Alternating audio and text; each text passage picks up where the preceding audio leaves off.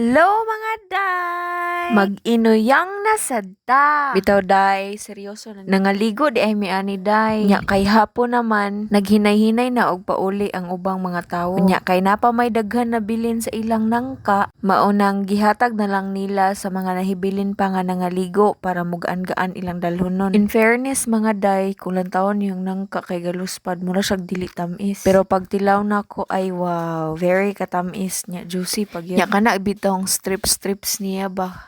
Dili bitaw ng tibuok nga bunga. Kitamis ra gihapon, makaon ra gihapon. O, di ba day, wa na daw lang mi ibalik sa tubig? Kani manggod nga time nga paglaag na mo kay naatlan bitaw nga ulan-ulan. O kinsa pa may ganahan anang maligo nga arang bugnawa man kay ang tubig gikan sa bukid. Nya imagine kana bitaw nga tubig ang binutangan og ice kinabugnawan kaayo. Nga kana bitaw inigtuslob nimo sa tubig, wa joy parte sa imong lawas nga di mo kurog. Tibok nimong lawas hasta imong tangok kurog tan. Mao nang nagkaon na lang ko anig nang ka, naghulat na lang ko mahuman ako ang partner og kaligo. Then mao to pang human na mo anig kaon-kaon. Uli na dayon kay hapon naman. Maura tumaday, amping.